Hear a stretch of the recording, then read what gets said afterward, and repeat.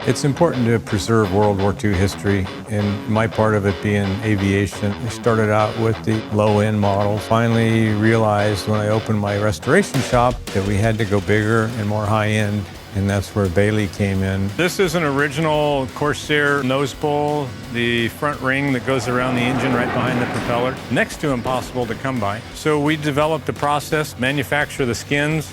Not only do you have a variable airfoil to it, but the lip rolls around 130, 150 degrees, and we form it using the Baileigh power hammer and the English wheel. And then we have a bunch of proprietary dies that we run the metal through. It's a circle. We go from the English wheel to the power hammer, to the dies, to the English wheel, to the power hammer, back to a different set of dies. It's a lot of work. But in the end, it's pretty satisfying to look at something like this and be able to build the nose bowls 100% new in-house.